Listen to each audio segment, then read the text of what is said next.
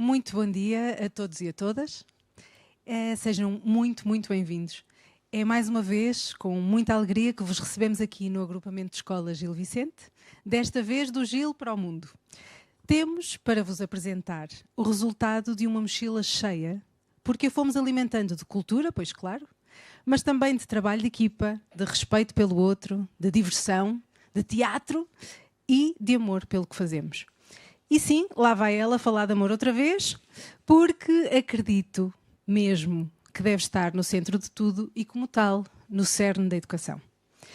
Apresentaremos uma visita fílmica à exposição Gil Vicente, Portugal e Espanha nos primórdios do teatro europeu, coordenada pelos alunos e alunas do 7º Quinta, que estão aqui comigo, connosco, uma das turmas do nosso curso básico de teatro. O resultado não podia ser outro, senão algo que dá gosto de ver, porque traduz a entrega e envolvimento de todos e todas. É um empenho que nos motiva a sermos sempre melhores. Nada mais prazeroso do que fazermos este caminho bem acompanhados por um Plano Nacional das Artes que nos suporta e faz querer e crer que podemos ir mais além. Agradeço então a todos os envolvidos, não é? Todos os que estão aqui connosco hoje, muito em especial, e perdoem-me esta particularização aqui, ao nosso querido professor Miguel Simões, coordenador do Projeto Cultural de Escola, e estou muito contente porque não disse plano, disse projeto, está tudo bem, e agradeço o tal amor em forma de trabalho que faz a diferença. Porque afinal, disse Eduardo Galeano, e repito eu abusivamente, somos o que fazemos, mas somos principalmente o que fazemos para mudar o que somos. Muito obrigada, vamos a isto então.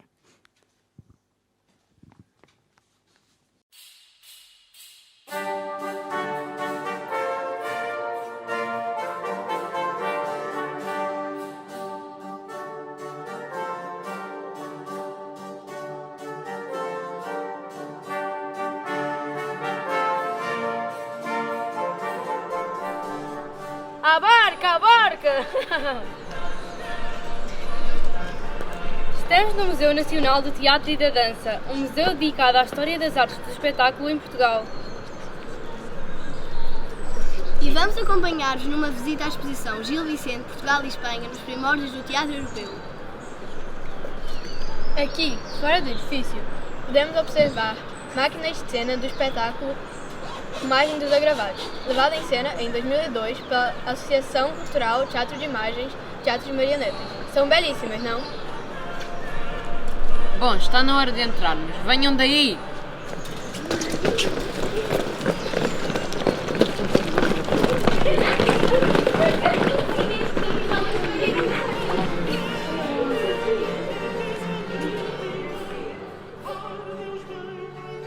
O primeiro texto levado ao cinema foi o Auto da Visitação ou Monólogo do Vaqueiro, em 1502. Há mais de 5 séculos. Estou junto ao trono que foi utilizado de cenário para o primeiro teleteatro representado pela RTP, em 1957, com o Rui de Carvalho no papel de vaqueiro, realizado por Álvaro Benamor. Que grande privilégio estar no mesmo sítio que o nosso grande ator português. Mas afinal, quem foi Gil Vicente?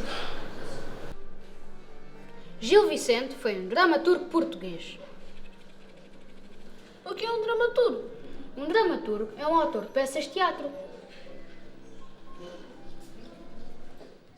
Não se sabe ao certo quando é que Gil Vicente nasceu, mas os historiadores consideram que terá sido por volta de 1465.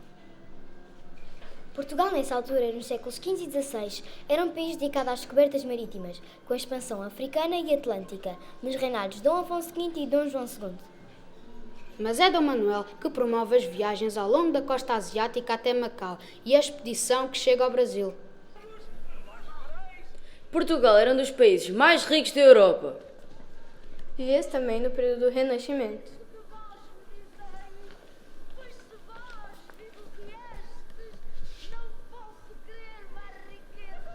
Um movimento cultural que determinou o final da Idade Média e o início da Idade Moderna.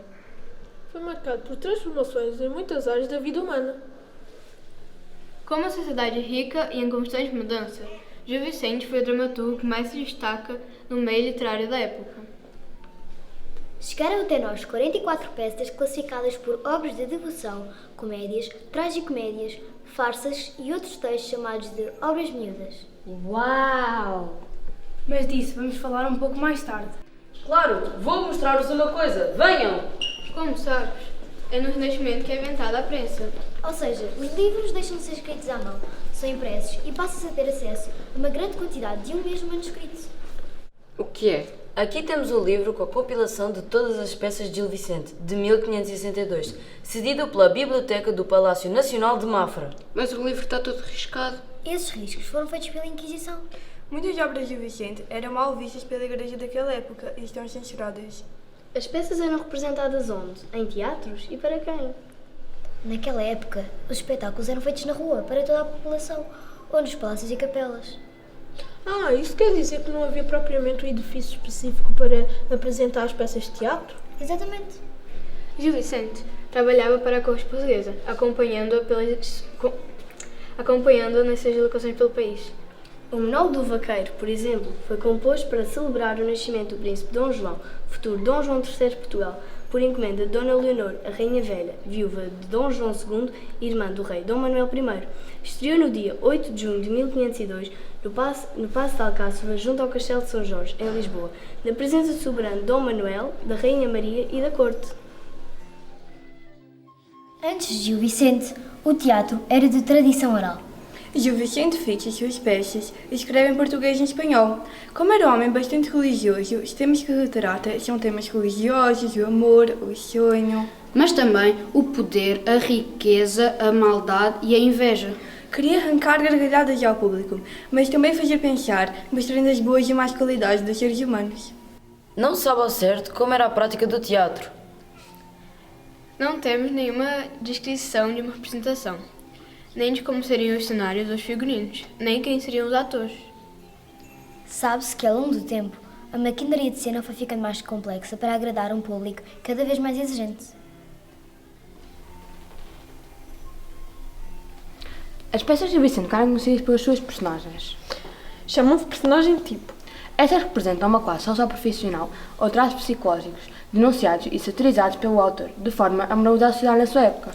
As mais emblemáticas são a Maria Parda, a Inês Pereira, a Mofina Mendes,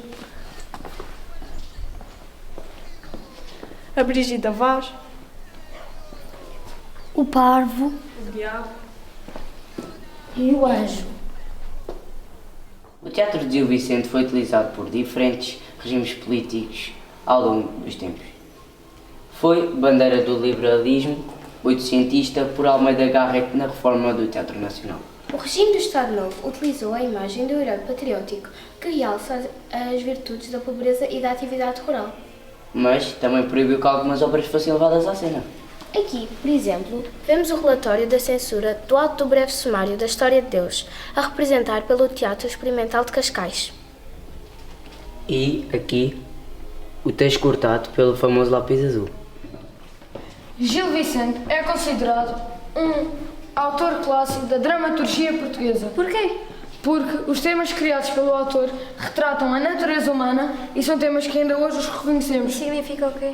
Significa que ao vermos uma peça de Gil Vicente, conseguimos identificar o seu conteúdo e mensagem. Aqui, no primeiro andar do museu, podemos encontrar algumas propostas de figurinos, cenários, adereços, fotografias e vídeos de obras de Gil Vicente. As salas estão organizadas por categorias. Vamos começar com as farsas. As farsas são peças com personagens inspiradas num cotidiano abordadas de uma forma satírica.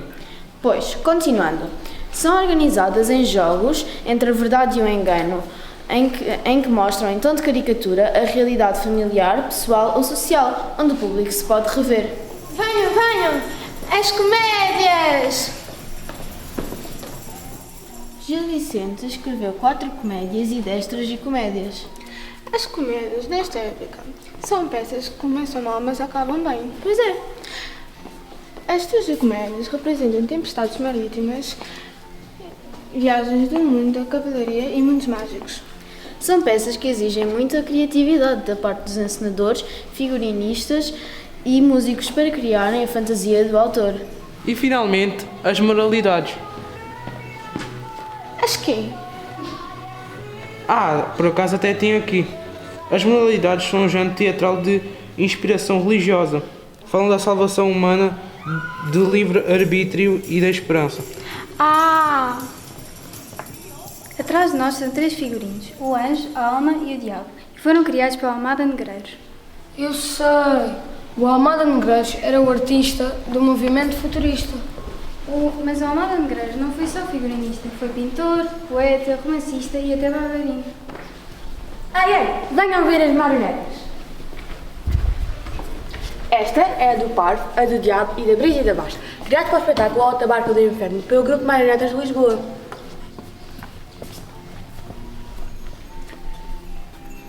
Nesta última sala vamos-vos apresentar outras expressões artísticas que se inspiraram nas obras de Gil Vicente.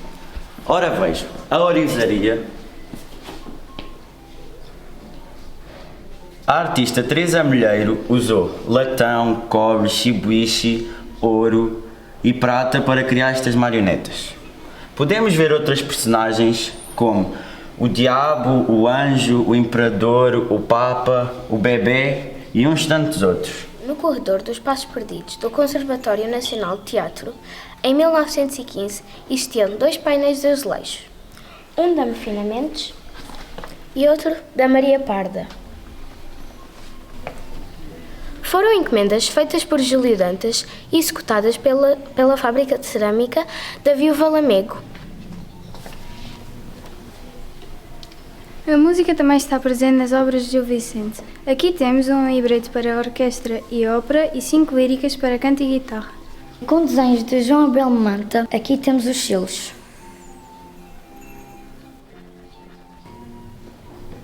Aqui temos prémios e medalhas. Por exemplo, a medalha comemorativa dos 500 anos da primeira representação do Alto da Visitação. A cerâmica não podia faltar. Esta figura é de Mefina Mendes, criada por Manuel Bordal Pinheiro em 1913. E esta, do Diabo, criada por Armando Correia em 1994. E vocês gostam de banda desenhada? Vejam aqui esta edição da farsa de Inês Pereira, ilustrada por Artur Correia. Bem, até já se fez o vinho. Barca do Inferno. Corta. 3, ação. Mas agora está na hora de irmos para o ensaio. Sim, no nosso curso de teatro estamos a ensaiar uma peça que será apresentada em breve. Adeus a todos e não se esqueçam de visitar a exposição do Gil Vicente aqui no Museu Nacional do Teatro e da Dança. Até já!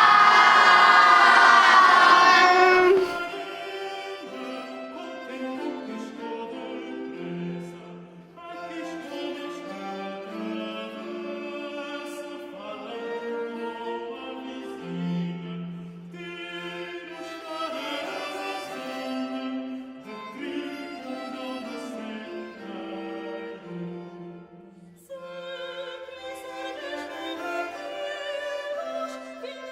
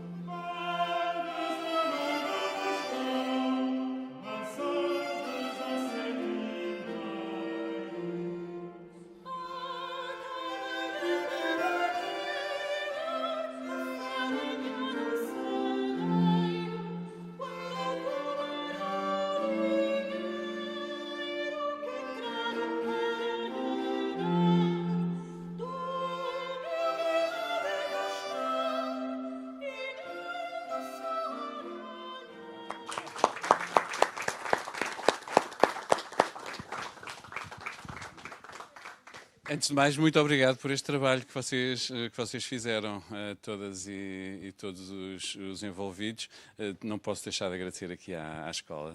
Muito obrigado, Sra. Diretora, a Sra. Presidente do Conselho Geral e a todos os professores e alunos que se envolveram em mais um projeto também, que em cruzamento com o plano. Muito obrigado, Miguel, que é o coordenador do projeto cultural de escola deste agrupamento e que tem agora também mais um motivo para ser mostrado ao país e uma forma de dar a conhecer uma exposição que no Museu Nacional do Teatro e da Dança, que o Nuno dirige, está em apresentação até ao dia, Nuno? 28 de abril.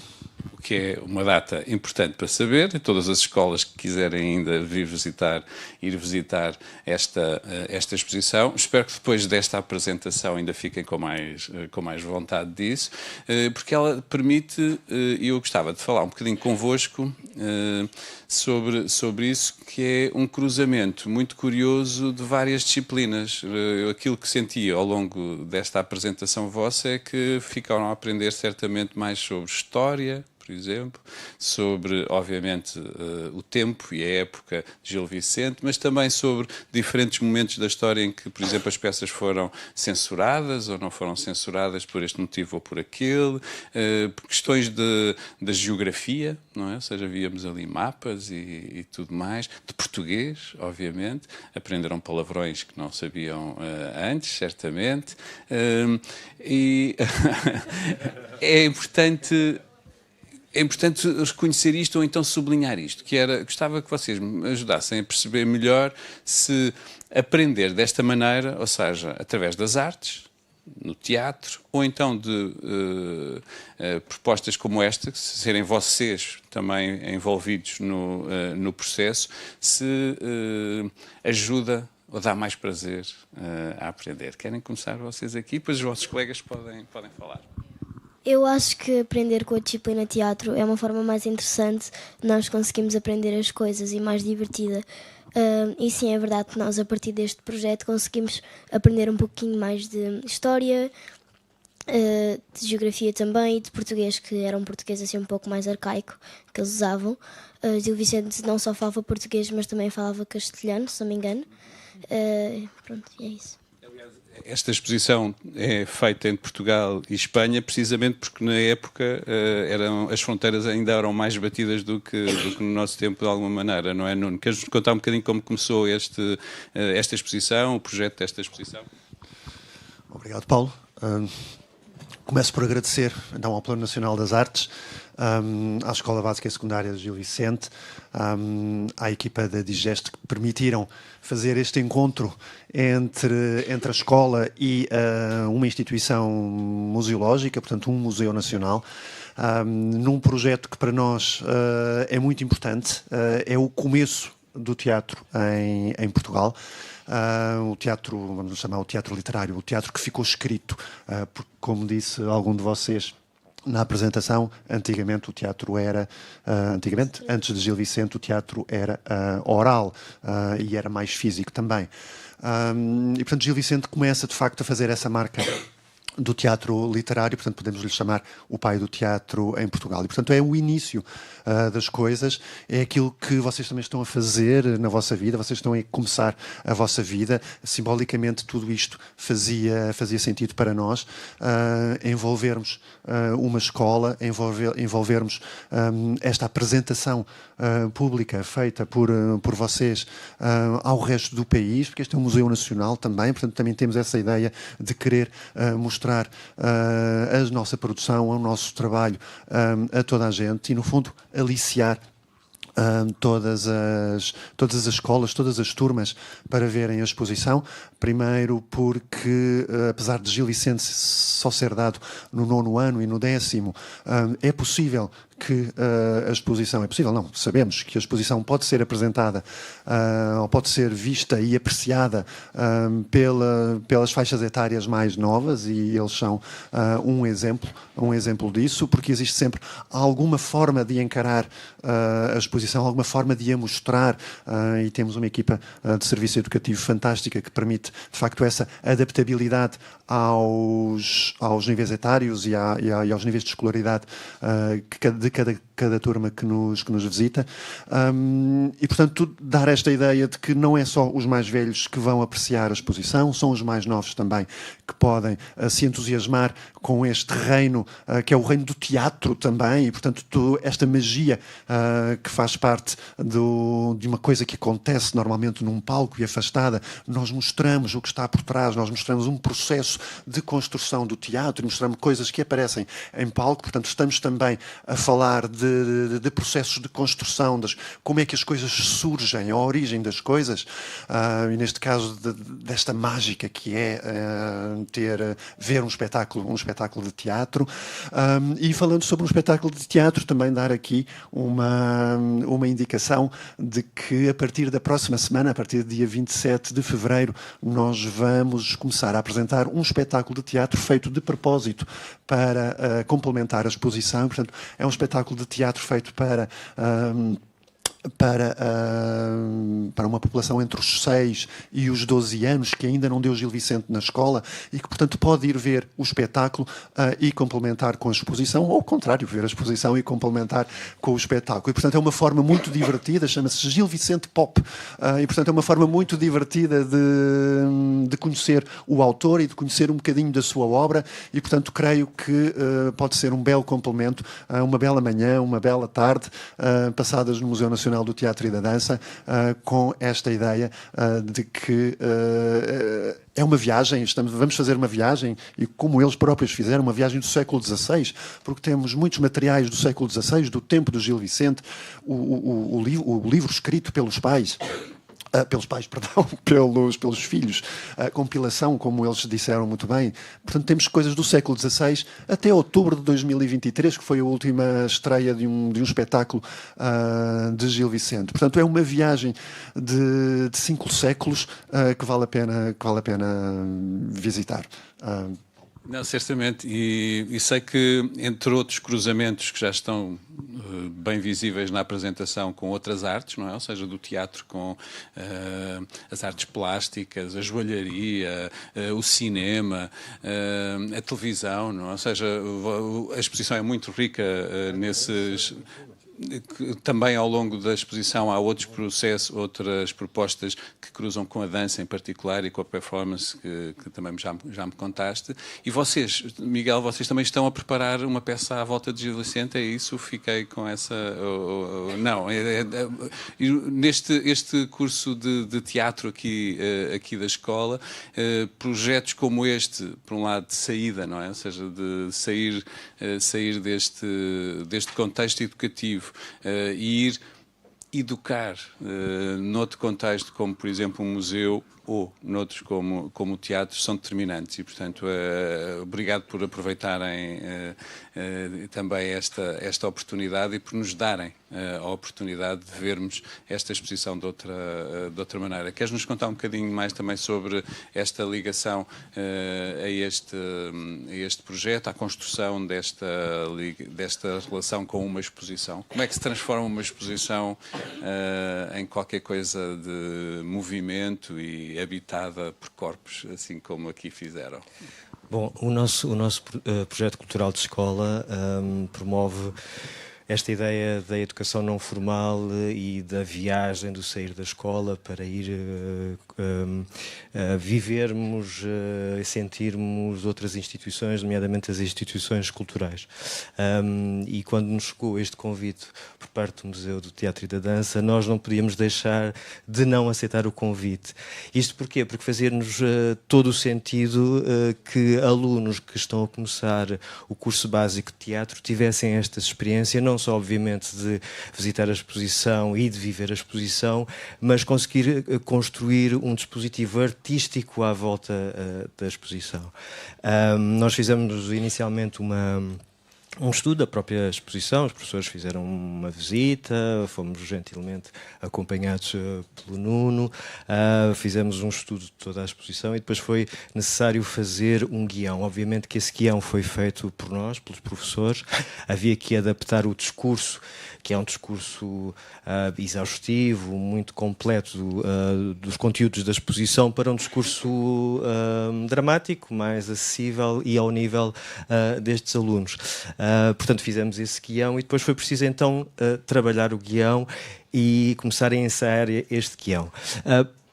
Para os alunos, eu acho que foi uma experiência de, pela primeira vez, eles conseguirem não só representar, não obviamente em teatro, mas para vídeo ou para televisão, não é? Este contacto pela primeira vez com uma câmara, ter que repetir as cenas que se enganam, ou as que têm erros, vai, corta e vai que repete, e portanto tudo isto para nós faz um sentido a nível da formação, da própria formação. Nada melhor do que estarmos no campo a trabalhar os conteúdos que obviamente poderíamos fazer aqui na escola, mas fora do contexto. O processo acho que é muito mais enriquecedor.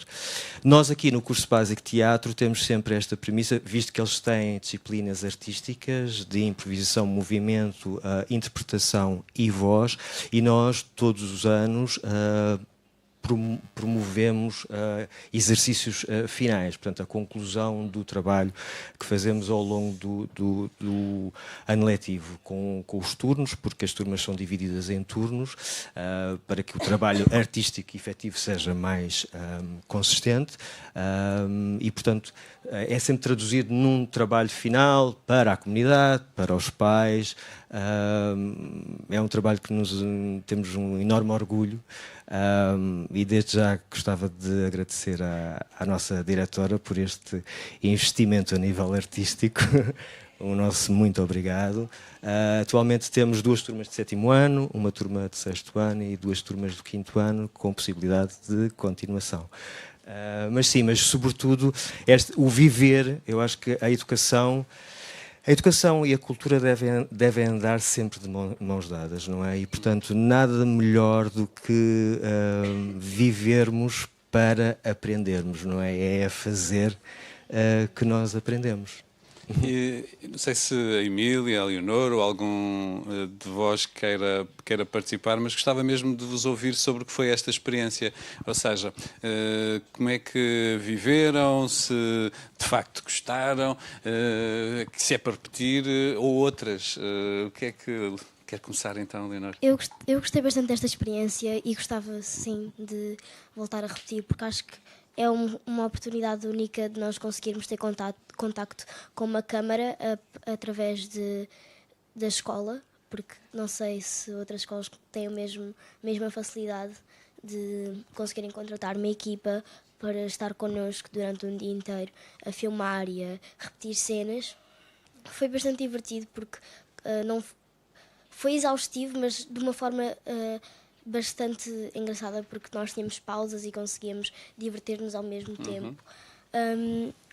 A exposição é bastante gira. Acho que as pessoas deviam efetivamente visitá-la, porque é muito interessante e tem-se acesso a um pouco de tudo, tanto como os figurinos, um bocado de história, como já disseram ainda há bocado, várias áreas. Tem 2 andares. O primeiro andar é mais com os figurinos e a falar um pouco de Gil Vicente, e no andar de cima falamos mais das obras que foram influenciadas, ou seja, as coisas que foram criadas a partir de Gil Vicente. Muito bem. Esta experiência, outros queiram falar sobre ela. Como é que a sentiram? O sair da escola, ir para outro meio, por exemplo, não é? Ou seja, para um lugar que não é o habitual, esse desvio é importante. Gostaram? Para continuar.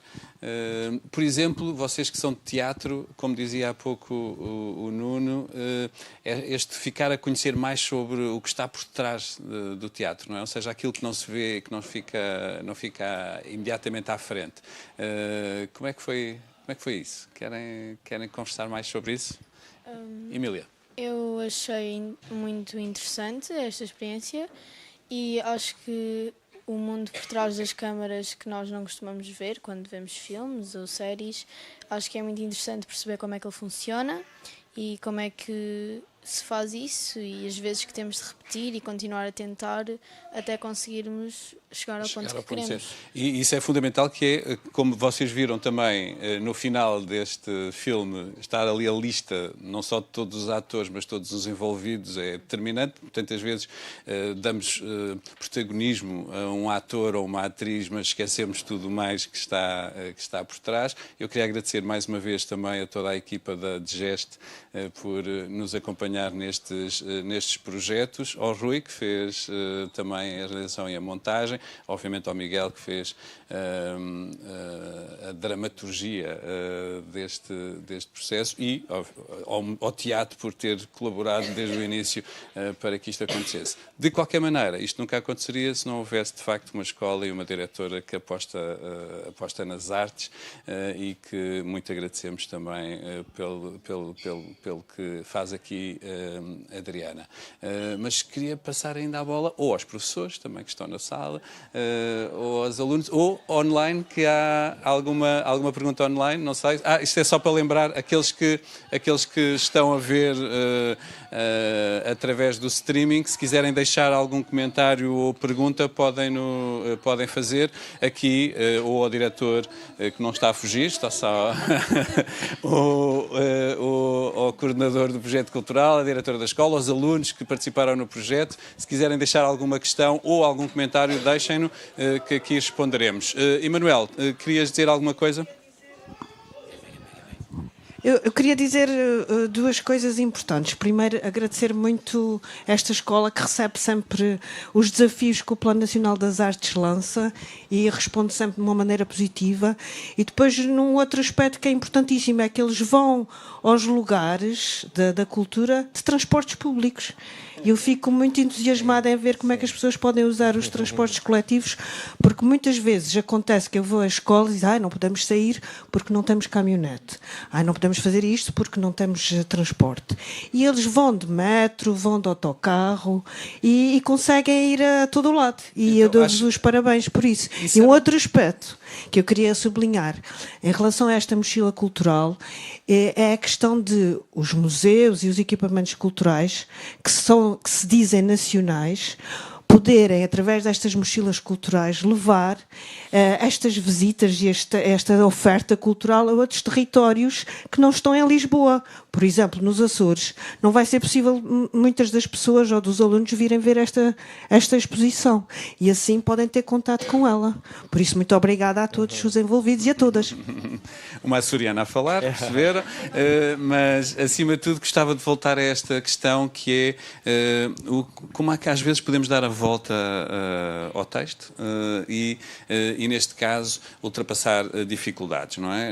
Eu gostava mesmo de vos ouvir, porque isto é uma questão que escutamos, este obstáculo dos transportes que escutamos tantas vezes, e como é que aqui fazem, não é? Ou seja, a Adriana e Miguel querem-nos contar? Porque temos uma equipa fantástica a trabalhar connosco, e eu queria fazer a ressalva ao professor João Meireles, que nos acompanhou neste processo, e à professora Cláudia Gaveta, que sem estes dois professores teria sido praticamente impossível a realização desta mochila cultural, porque de facto, e como tu disseste muito bem, há uma equipa por detrás que organiza e promove. Como é que fazemos? Eles têm passe, nós temos passe, temos autorizações dos encarregados de educação, e vamos, não é? Portanto, não há nada mais simples do que resolver o problema. Portanto, se há esta facilidade, moramos na cidade de Lisboa, temos bons acessos a nível de transportes públicos, o museu é dentro da cidade, resolvemos e fomos e fazemos. É fundamental esse desmistificar do problema e agradeço-vos muito também por isso. Aliás, nesta aposta nas artes na escola, não só nos cursos relacionados com isso, mas também, Adriana, deixa-me voltar só aí à questão relacionada com esta que é da importância do lúdico e da importância que dão também aqui, falavas há pouco do amor, mas dessa experiência afetiva na escola, e o jogo, o brincar permite isso também, o conhecimento do outro, de uma coisa que aqui implementaram que é uma questão no país hoje, que é a questão dos telemóveis, e que aqui estão a implementar até ao 9º ano, se não, conta-me. Sim. Foi um debate grande o ano passado aqui no agrupamento. Percebemos que havia de facto um problema que era muito visível no dia-a-dia e que, enfim, fazia com que não pudéssemos vivenciar a escola que queremos, não é? Porque havia várias distrações, no fundo, que não estavam a ser encaradas e vividas de uma forma positiva, porque, enfim, o telemóvel por si só não é um problema. O problema é a forma como utilizamos muitas vezes e os sítios onde estamos e no fundo, às vezes não sabemos o que fazer com a liberdade que temos. E, portanto, aquilo que pensamos e volto a dizer, e digo assim porque já o disse várias vezes, é uma solução que tem resultado para nós. Não sei se resulta para todos. Portanto, eu penso que antes de tomar uma medida deste género, as escolas devem discutir com os pais, com os professores, com a comunidade educativa no geral. Aqui o debate foi alargado. E em Conselho Geral, está ali a nossa querida Presidente do Conselho Geral, foi decidido que até ao 9º ano, de facto, tinha trazido até então mais problemas do que vantagens. E, portanto, aquilo que nós queríamos não era privar os nossos alunos dessa liberdade, mas dar-lhes a liberdade de viver uma escola que nós temos para lhes oferecer. E, portanto, é sempre nesse sentido que lhes dizemos que, enquanto estão dentro da escola, há outras coisas que podem viver e que podem experimentar, e o telemóvel pode esperar para quando estiverem fora daqui. Muito bem. Só dizer também que nestes projetos que temos feito em colaboração, sublinhava com uma exposição que organizámos o ano passado sobre a sala de aula e que aqui deu resultado numa sala de aula exterior, feita depois de escutar a comunidade, os alunos e deles estarem envolvidos do que é que precisavam, não é? Ou seja, que escola ou o que é que na escola precisavam, e depois com uma equipa então de arquitetos, um ateliê de arquitetos que foi aqui, foram os artistas residentes, foi bom. Querem contar só um bocadinho, não sei se temos ainda muito tempo, mas esse projeto aqui também Miguel, feito com o Miguel. Queres falar tu, Miguel? Sim, havia a necessidade e fazia parte do projeto educativo a criação uma sala dos alunos, porque nós efetivamente não a temos e surgiu esta possibilidade de se pensar a sala de aula e efetivamente com uma turma chegámos à conclusão que se calhar seria boa ideia criarmos uma sala no exterior, uma sala que fosse em formato de assembleia, não é? Circular, onde todos e todas pudessem ter um espaço só para si e que o pudessem utilizar como quisessem. Pronto, e concretizamos a sala, e a sala está lá fora, para que os alunos a possam usufruir, sim. E já agora só acrescentar que uma das primeiras sugestões era uma casa na árvore, não é? Portanto, eu até fico feliz que o resultado tenha sido aquele. Portanto, acho que não. Eu não desistia da casa da árvore, eu continuava a apostar nela, mas parece uma ótima ideia. Aliás, o professor João Neto, especialista nestas questões do brincar, e os telemóveis, ao não serem utilizados, dão-nos mais tempo também para brincar. Diz que um dos problemas do nosso tempo é não continuarmos a subir às árvores e às vezes também partir os joelhos e tudo, mas isso para mim é mais fácil entrar nesta sala. Acredito. Só queria perguntar, que, tal como esta sala é para vos escutar e para vos ouvir, se querem dizer alguma coisa ainda sobre este projeto, sobre o que aprenderam sobre o Gil Vicente, sobre o museu. Se gostaram de conhecer o Museu do Teatro, ainda por cima, se vocês são de teatro, como é que se chama? Leonor. Eu acho que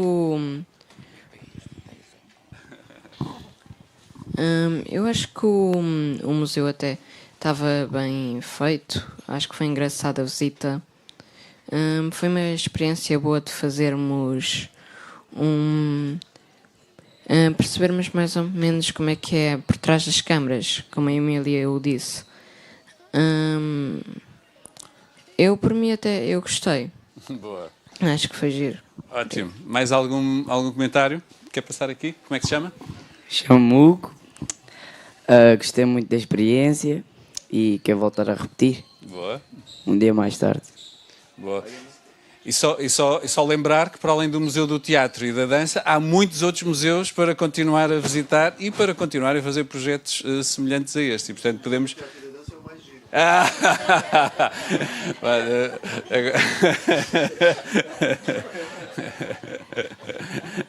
Mais algum comentário? Falem do Hugo agora. O Hugo vai largar o seu microfone. Há uma pergunta no online, ótimo. Tenho aqui uma pergunta do Sebastião Ferreira, do 9B, do Agrupamento de Escolas de Ancião. Queriam perguntar quanto tempo demorou a gravação e que disciplinas estiveram envolvidas no projeto. Boa.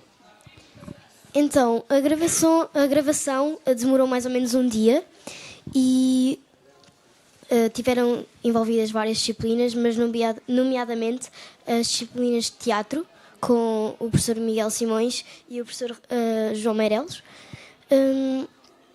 E pronto, depois como na exposição tinham algumas disciplinas mais incorporadas, mas assim mais superficialmente foram estas. Uhum.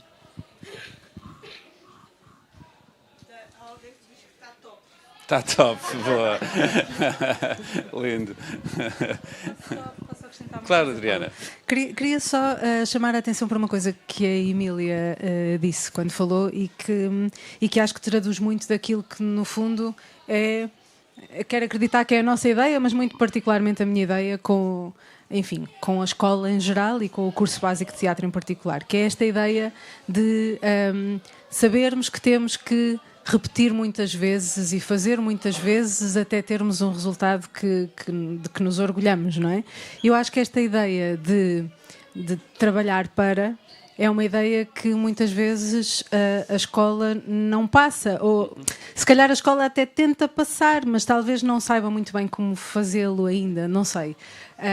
Penso que é uma lacuna ainda nos nossos dias e acho que é uma lacuna que o curso básico de teatro trabalha muito bem, passa aqui o trabalho. Mas esta ideia, e eu também estudei no Conservatório de Música, portanto esta ideia de ensaiar para conseguir um resultado final é para mim uma coisa muito vincada e acho que me ajudou muito na pessoa que sou hoje. Claro.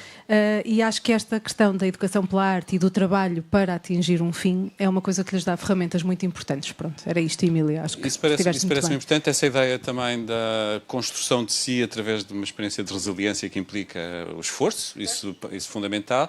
Juntava aí essa questão do esforço a questão do prazer, porque depois essa experiência é determinante, porque o esforço pelo esforço só também sabemos que é destruidor ou pode destruir e, portanto, ligar a educação, a aprendizagem ao prazer, que foi o que aqui também aconteceu e vocês contaram, é fundamental. Está top, dizem quem está a ver, porque também lhes deu prazer. Isso é importante e esta ideia de transformar uma escola num polo cultural, a vossa escola, num polo cultural para a comunidade e a comunidade não só dos professores e dos alunos e dos funcionários e não só dos pais, mas para lá disso, neste caso vocês passaram a ser um polo cultural, um centro cultural que está a emitir para todo o país.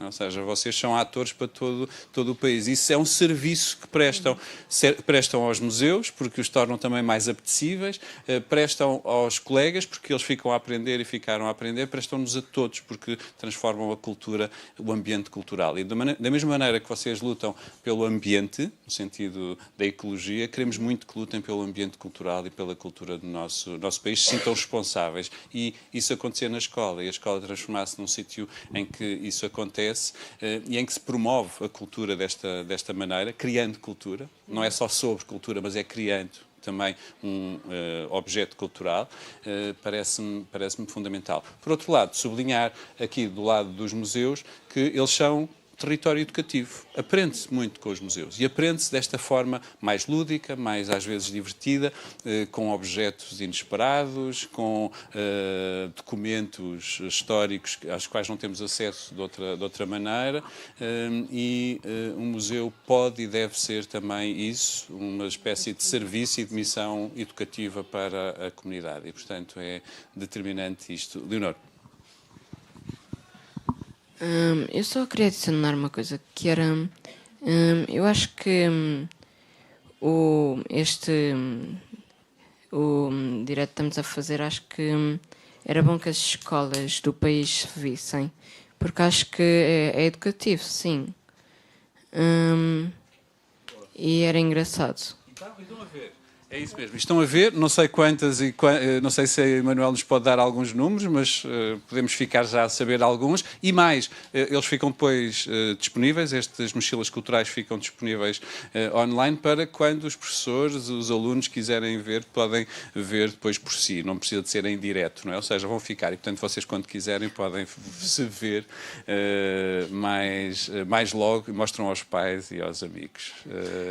Emanuel. Eu gostava de dizer que estão a ver esta mochila, escolas Serpa, Ancião, Ilha de Santa Maria, nos biscoitos na Ilha Terceira, e há duas perguntas que vêm, as duas de alunos da Ilha Terceira, do nono A.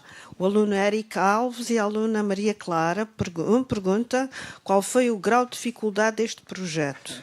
E a outra aluna pergunta até que ponto este projeto comprometeu as aprendizagens dos alunos nas outras disciplinas. Não sei quem é que... Então, a primeira pergunta é sobre que dificuldades é que sentiram, ou qual foi o grau de dificuldade que sentiram neste projeto. Imaginam, o texto que tiveram que decorar ou aprender, isso foi, como é que isso foi? Querem falar um bocadinho sobre isso? Ou da visita e dessa... Algum de vós? Esses mais participativos aí atrás estão mais a falar, não? É difícil, lá está, o grau de dificuldade é muito grande, é muito alto. Eu acho que se calhar o maior grau de dificuldade era mesmo decorar o texto, e tínhamos nós de nos comprometer com isso. Tínhamos de ser nós em casa a decorarmos o texto para estarmos preparados para aquilo que vinha. Uhum. E aprenderam certamente também com esse texto palavras e coisas que não conheciam antes, certamente. A melhor coisa que se pode fazer quando se está a decorar um texto é saber aquilo que estamos a dizer. Claro. Se não sabemos a palavra, temos que a procurar para saber do assunto que estamos a falar. Isso mesmo. Foi difícil, Emília? Como é que sentiu? Eu acho que para algumas pessoas... Eu não me senti muita dificuldade ao decorar o texto, mas acho que para algumas pessoas às vezes é mais complicado, algumas palavras não conseguem dizer e é difícil decorá-las, também não sabendo o seu significado. Claro. Hugo, quer dizer... Sim. Foi difícil para mim, não em termos de texto, mas em termos de movimento, tipo a falar, essas coisas. E sobretudo também eu fui lá para me divertir e para saber como é que é, atrás das câmaras, tecnicamente. Muito bem. Mas isso disse uma coisa fundamental e que nós às vezes não damos muita atenção, que é o nosso corpo e a forma como o nosso corpo se posiciona, se relaciona com os outros, se relaciona com a câmara, se relaciona, por exemplo, eu agora, quando estou a falar para vós, ou estamos a falar para quem nos está a ver, muitas vezes pensamos nas palavras só como conteúdo, não é? Seja como mas ela é uma forma. As palavras são uma forma, a forma como as dizemos muda tudo, na forma como o outro depois também as recebe. E no vosso curso de teatro, certamente tem depois esse cuidado de pensar essa relação do corpo no mundo. Miguel, queres falar como ator também sobre a importância dessa relação de nós comunicarmos não só com as palavras e a voz, mas com o corpo todo, não é? E isto não é só importante para os do teatro, é importante para todos os alunos e para todos os professores. Eu se calhar falava um bocadinho de como é que depois do texto estar decorado e que o trabalho foi feito em sala de aula, como é que eles depois interpretaram o texto em frente a uma câmara, porque esse processo que foi de um dia foi improvisado. E nós estávamos na disciplina de improvisação, portanto, todos os conteúdos que nós trabalhamos estavam a ser trabalhados nesta visita de estudo, porque isto foi uma visita de estudo, e, portanto, eles aí tiveram que dominar muito bem o que tinha, a mensagem que tinham que passar. E, portanto, é isto que eu sempre digo quando trabalho com jovens, ou quando enceno, ou mesmo no trabalho de ator, mais do que as palavras, e obviamente que as palavras têm que ser bem ditas, enfim, e têm a sua cor, o seu peso, mas as ideias que as palavras transmitem, não é? E, portanto, são essas ideias, porque são essas ideias que nós depois as recebemos, não é? São esses desenhos que as palavras fazem. E essa ligação entre a forma e o conteúdo, não é? Ou seja, a maneira como dizes o teu corpo, como te diriges e aquilo que estás a dizer vêm juntos. Às vezes podes querer ter um discurso muito aberto, mas o teu corpo está completamente fechado ao outro, sim, e portanto aquilo que o outro sente é que estás fechado, não estás com... Não é? E nós no guião tínhamos não só movimentos de câmara, mas também tínhamos posições dos atores, corridas, diferentes deslocamentos, e, portanto, mas isto foi feito e dito na altura. E, portanto, e desde já dou os parabéns a todos estes alunos e estas alunas pelo trabalho maravilhoso que fizeram, sendo que eles, como já disse, é o primeiro ano claro, que estão a estudar. Mas isto é determinante e é uma coisa que os alunos de outras disciplinas e que não os de teatro nos dizem repetidamente, é como aprenderam também a comunicar melhor, a estar com menos vergonha diante da turma, depois de terem também feito propostas de teatro ou de dança, porque de repente a sua autoconfiança e aprender a ultrapassar os nossos medos e porque há um momento em que quem dirige não pode fazer rigorosamente nada. Claro. Não é? Portanto, são os atores e as atrizes que têm que dominar o que estão claro, a fazer e a sua autonomia. Portanto... Temos ali mais uma... Como é que se chama? Joana. Joana, diga.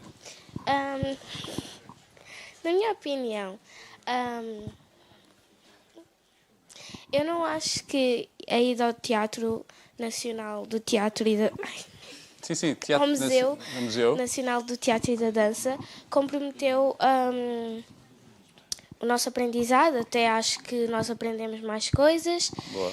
E, na minha opinião, não foi muito difícil aprender o texto, decorar o texto. Foi fácil. Boa. Mas a Joana voltou a uma questão que tinha sido feita e que nós não tínhamos pegado, que é precisamente de se ir ao teatro, fazer projetos destes, coloca em causa outras aprendizagens, as ditas aprendizagens essenciais. A Joana já diz que não, e há pouco tentávamos sublinhar, vocês no próprio guião e na exposição estão lá aprendizagens que vêm da história de Portugal, vêm do português e da língua portuguesa, vêm da geografia, vêm das artes, das outras disciplinas artísticas e, portanto, é uma exposição, como diria, todas as exposições podem ser transdisciplinar, tem muitas disciplinas e é uma forma de aprendizagem que me parece, mas vocês me dirão, e os professores que aqui estão, que podem, de facto, ajudar a aprender, porque não se para.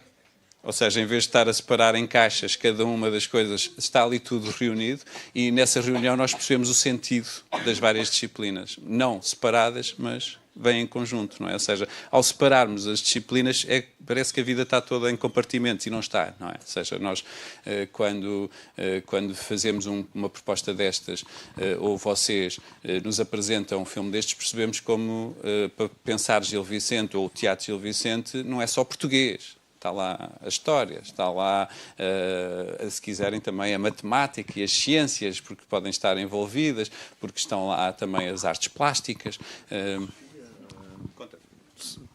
Sim, ou seja, de facto são várias as disciplinas que podem estar envolvidas, ou seja, a exposição foi pensada de facto para ser um conjunto, para mostrar um conjunto de aspectos da vida que de facto não estão compartimentados, eles vivem, eles convivem, e portanto temos de facto questões históricas, questões da própria censura, que é uma questão histórica, mas é uma questão que percorre muito da história portuguesa e afeta a forma como as pessoas se podem exprimir. Obviamente o português, Gil Vicente acaba por ser um dos fundadores, vamos chamar assim, daquilo que é o português, ainda era um português muito rudimentar, mas começa a criar uma série de regras também para aquilo que é o português que nós conhecemos hoje. Também podemos abordar aquilo num tom numa perspectiva da filosofia, numa perspectiva da convivência social. Creio que há uma disciplina agora nas turmas que tem a ver com a cidadania. E, portanto, há uma secção onde se pode falar francamente sobre questões da cidadania, da questão da escravatura, da questão de comunidades que viviam em Lisboa ao tempo de Gil Vicente, e que Gil Vicente também falava e dava atenção a estas comunidades diferentes que viviam na cidade de Lisboa. Portanto, a pluralidade, a multiculturalidade que Lisboa presenciava na altura de Gil Vicente. E depois as questões estéticas, ou seja, a questão das artes plásticas, das artes da música, da arte teatral, da dança, e portanto tudo isto é embrulhado numa exposição, portanto tudo isto se relaciona, nada está compartimentado, tudo é fluido na exposição. E, portanto, a exposição foi pensada dessa forma exatamente para percebermos que a vida é complexa, mas também pode ser muito divertida. O Paulo Freire, que foi um grande pedagogo, escreveu um dia que uma lição, o que quer que aconteça, será tanto melhor, no sentido da aprendizagem, quando estiver sendo, no gerúndio, quando estiver sendo um ato de conhecimento, um ato político, tiver envolvida uma atitude ética, mas também uma atitude estética, e for uma experiência estética. E, portanto, se nós conseguirmos, como numa exposição, como num projeto como este, juntar isto tudo, conhecer politicamente estarmos envolvidos, ou no campo da cidadania, as questões da ética, mas também as questões da estética e do prazer, da beleza e dos sentidos, então aí alguma coisa está a acontecer certamente melhor. E projetos como este ajudam-nos a isso, idas ao teatro e perceber que, ao museu, neste caso o Museu do Teatro, e perceber que o museu é um lugar, um território de aprendizagem, como há pouco dizia. Da mesma maneira como aqui ficou muito claro, a escola é um polo cultural até para todo o país, como está aqui a acontecer, isso é determinante. Leonor, ainda tem... Eu só queria acrescentar aqui uma coisa, porque eu acho que também reflete muito a exposição do Museu do Teatro e da Dança, porque eu acho que saber nunca é demais. É bom termos um pouco de cultura geral sobre tudo, tanto como as ciências, a história, físico-química, pronto, todas as matérias em geral. E eu acho que isso reflete bastante esta exposição, porque se nós dermos assim uma vista de olhos assim, bem profunda, conseguimos encontrar matérias que se calhar até estão a ser dadas no nosso ano. Por exemplo, a parte do drama satírico também ser um género teatral usado bastante como no Gil Vicente. E isso, por acaso, é uma matéria que damos em História. O facto de as comédias retratarem temas atuais da sociedade e poderem ser criticadas de uma forma dramática, em que as pessoas se riam, mas sabiam que aquelas verdades, se fossem ditas assim em público, provavelmente seriam criticadas. proibidas, não é? Sim. Sim, e podemos juntar a isso as questões da filosofia e do pensamento da época, como é que se pensava o que era o mundo, o que era a vida, a relação com a religião, ou seja, podemos acrescentar ainda mais conhecimento ao conhecimento que ali está, certamente, mas podemos depois, nas salas de aula e em cada um dos professores, puxar o fio que também interessa, não é? Ou seja, uma visita ou um projeto como este permite depois que cada professor, cada disciplina, o possa aproveitar à sua maneira, porque ele é indisciplinar, ou seja, é transdisciplinar, e isso é ótimo. Emília? Eu acho que também é muito mais fácil para nós aprendermos fazendo algo que gostamos, porque se nós estivermos a fazer uma coisa que nós gostamos e nos dá prazer, ao mesmo tempo aprendemos, mesmo que não estejamos conscientes disso. O fazer, não é? Ou seja, o fazer qualquer coisa, como aqui também já foi sublinhado, e vocês fizeram um filme, e fazê-lo aprendendo e com prazer. Isso é determinante. Nós sabemos que todos os estudos nos mostram isso, esta ligação entre o lado afetivo, a pessoa sentir-se bem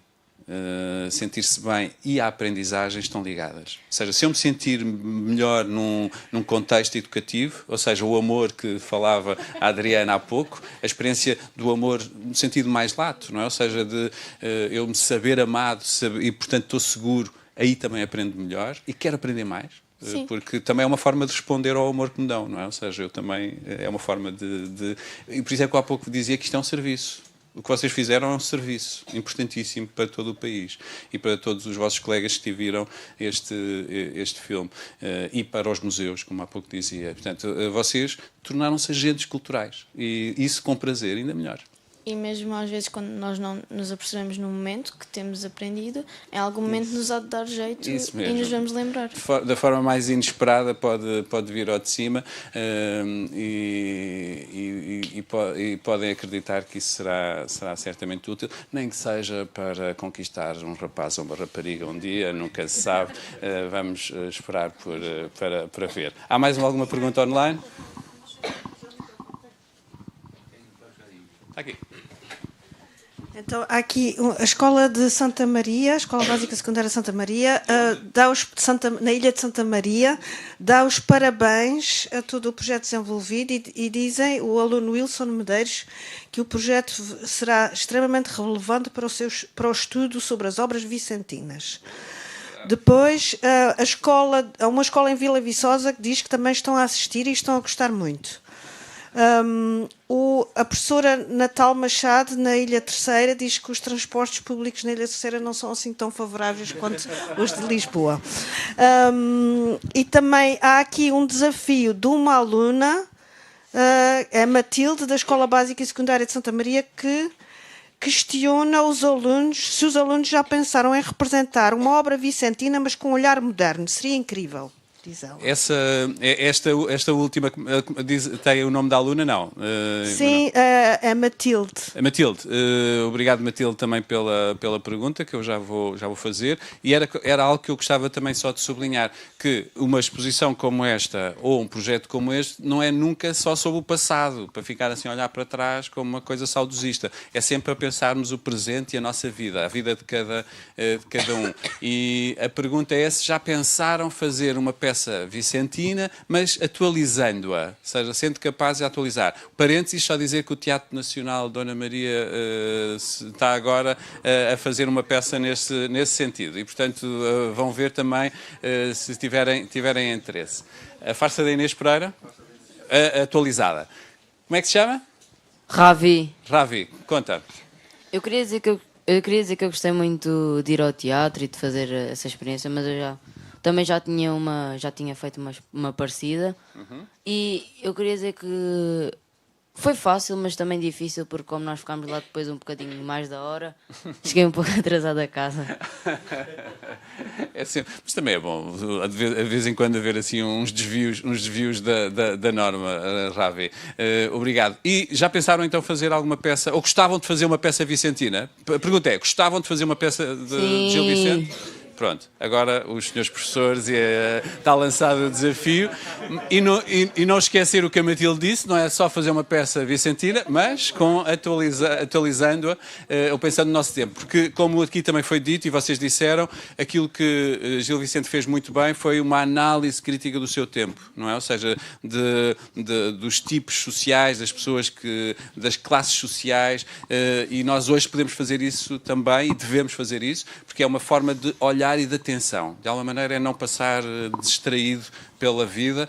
Gil Vicente tinha um olho e um cuidado de ser capaz de apanhar precisamente expressões, modos de estar, de pensamento, muito acutilante, ou seja, uma faca, e nós hoje podemos, e vocês podem ser e fazer... E há muito texto que podia ter sido escrito ontem. Ou seja, obviamente há partes de texto e há alguns textos que serão mais datados, mas há outros em que a atualidade dos assuntos se mantém.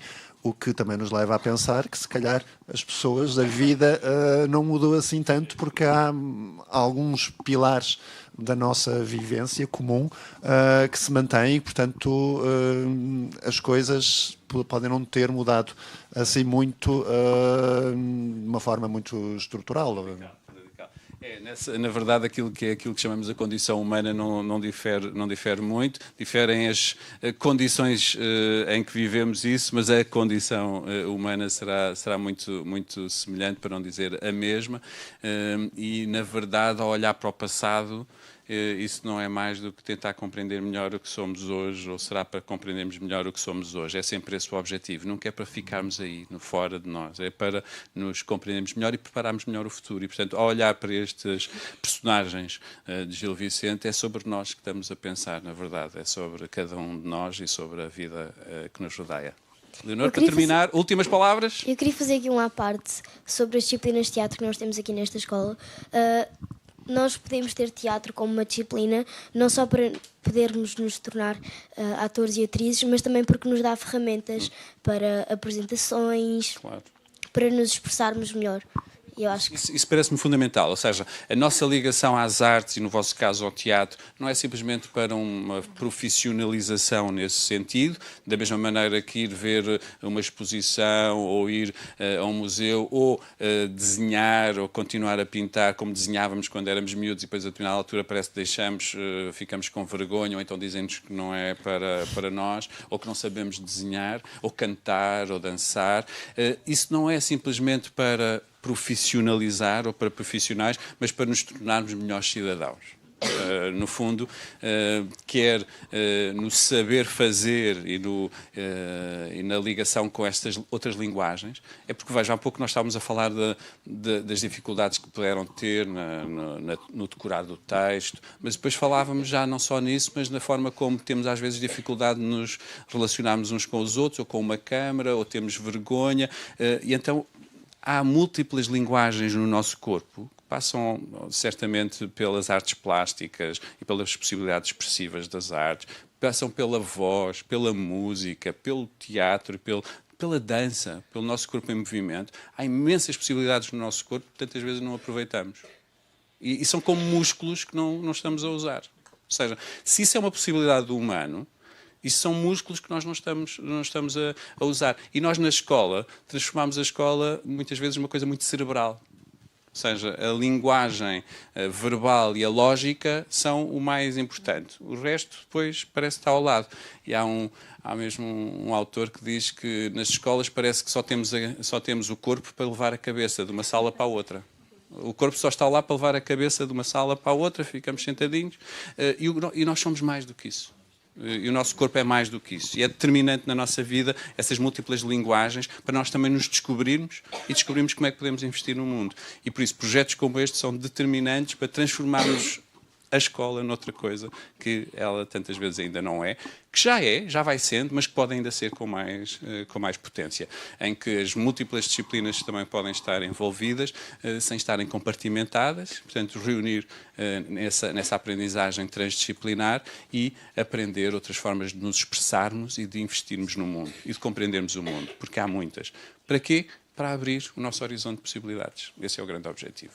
Ou seja, saber que podemos mais, saber que há mais possibilidades do que aquelas que nós tínhamos antes, e diante de uma obra de arte, pode ser um texto do Gil Vicente, ou uma visita a uma exposição, diante de uma peça de teatro, de repente abre-se possibilidades que eu nem sabia que tinha, mas são minhas, são possibilidades de cada um de nós. É isso, é esse alargamento da vida, é esse dilatar da vida que é absolutamente determinante e fundamental, e por isso precisamos de mais artes, mais patrimónios, mais culturas nas escolas para que isto possa acontecer cada vez mais. Ou seja, cada um se descubra melhor e possamos descobrir o que queremos como comunidade.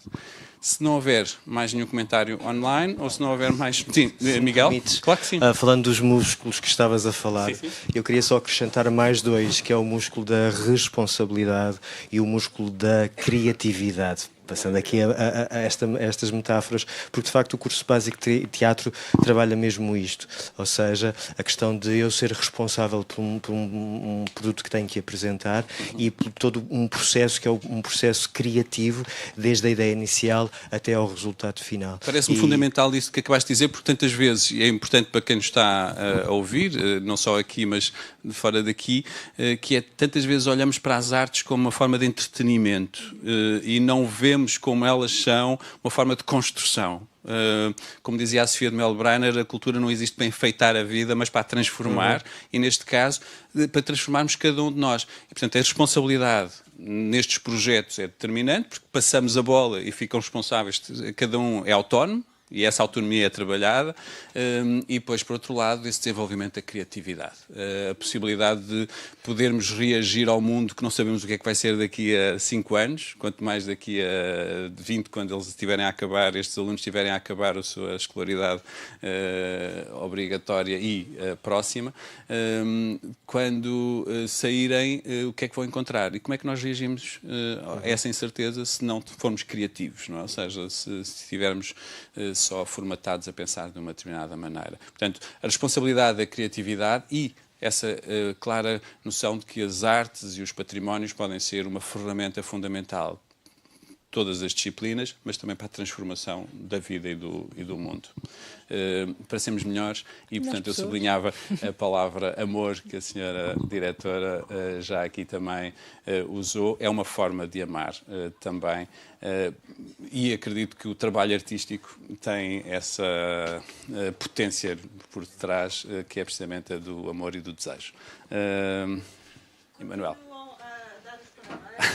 Bem, vocês, sucesso. Muito, principalmente aos alunos, várias pessoas, continuem assim que vão longe, e mais mensagens assim positivas e muito Açores ainda. Parabéns. Nos Açores é Vila Viçosa, é Ancião, são uma inspiração, diz uma professora, fantástico, montes de corações, portanto o amor está no ar.